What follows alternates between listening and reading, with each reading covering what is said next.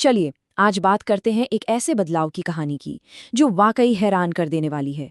सिर्फ 40 सालों में चीन एक अलग थलग पड़े देश से एक ग्लोबल सुपर पावर बन गया। ये कहानी सिर्फ चीन की नहीं है, ये उस बदलाव की है जिसने पूरी दुनिया का नक्शा ही बदल कर रख दिया। जरा 1968 के साल की कल्पना कीजिए।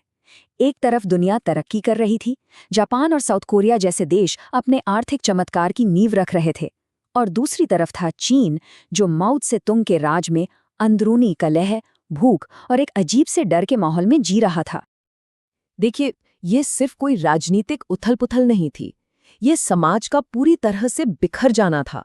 परिवार टूट रहे थे, बच्चे भूख से दम तोड़ रहे थे और शहरों में आतंक का साया था। मतलब सभ्यता के जो सबसे बुनियादी मूल्य होते हैं वो भी कहीं खो गए थे। और इसी राष्ट्रीय त्रासदी के बीच एक बहुत ही पर्सनल कहानी भी चल रही थी।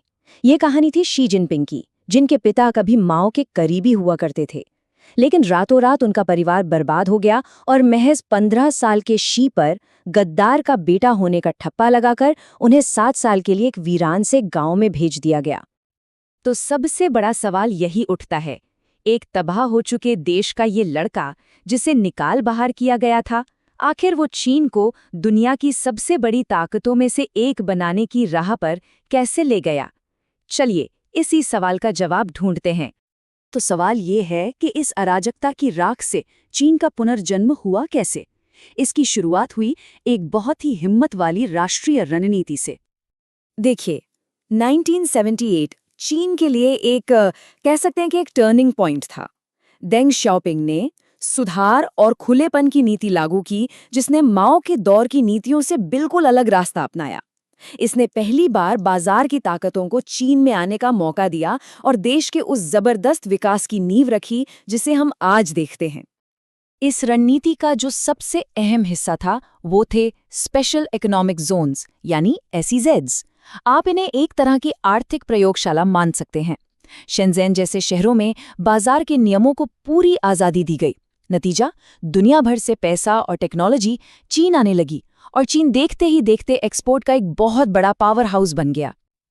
चलिए अब आगे बढ़ते हैं और उन 3 पिलर्स को देखते हैं जिन्होंने चीन को एक विकासशील देश से एक ग्लोबल पावर में बदल दिया।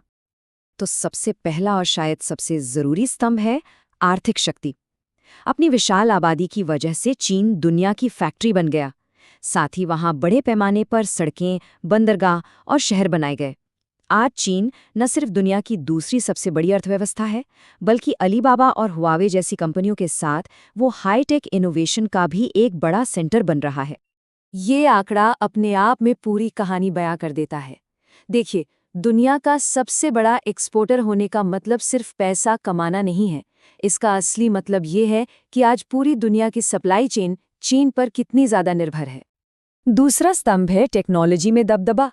सरकार के भारी निवेश ने चीन को 5G, हाई स्पीड रेल और यहाँ तक कि स्पेस एक्सप्लोरेशन जैसे क्षेत्रों में दुनिया के लीडर्स की कतार में खड़ा कर दिया है। और उनका मेड इन चाइना 2025 प्लान ये साफ दिखाता है कि उनका लक्ष्य ग्लोबल टेक लीडर बनना है। और फिर आता है तीसरा स्तंभ, वैश्विक प्रभाव। चीन ने अपनी आर्थिक ताकत को धीरे धीरे अपनी मिलिट्री और जियोपॉलिटिकल ताकत में बदल दिया है। अपनी सेना को मॉडर्न बनाना हो, साउथ चाइना सी में अपनी मौजूदगी बढ़ाना हो, या फिर बेल्ट एंड रोड इनिशिएटिव के जरिए दुनिया भर में इंफ्रास्ट्रक्चर बनाना हो, ये सब उसके बढ़ते वैश्विक प्रभाव के ही संकेत हैं। लेकिन ये जो अविश्वसनीय विकास की कहानी है ना, ये तस्वीर का सिर्फ एक रुख है। अब चीन के सामने कई बड़ी और मुश्किल चुनौतियां भी हैं जो उसके आने वाले कल को तय करेंगी। आज चीन एक साथ कई मोर्चों पर दबाव महसूस कर रहा है। आर्थिक तौर पर देखें तो बढ़ता कर्ज और विकास की धीमी रफ्तार रियल एस्टेट जैसे सेक्टर्स में मुश्किलें पैदा कर रही हैं। सामाजिक रूप से आबादी तेजी से बूढ़ी हो रही है और जन्म दर घट रही है, जिसका सीधा मतलब है कि भविष्य में काम करने वाले लोगों की कमी होगी।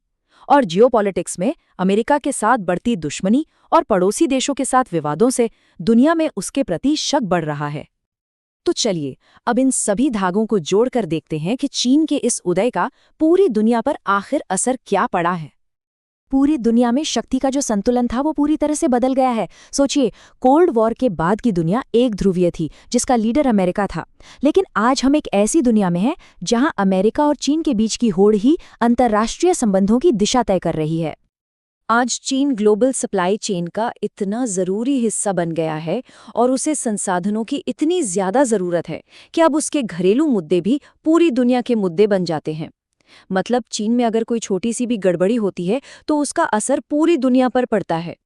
और ये सब हमें इस दौर के सबसे बड़े सवाल पर लाकर खड़ा कर देता है, चीन का ये उदय दुनिया को किस ओर ले जाएगा? एक दूसरे से होड़ की तरफ, शांतिपूर्ण सह अस्तित्व की तरफ, या फिर टकराव की तरफ? इस सवाल का जो भी जवाब होगा वही 21वीं सदी की कहानी लिखेगा।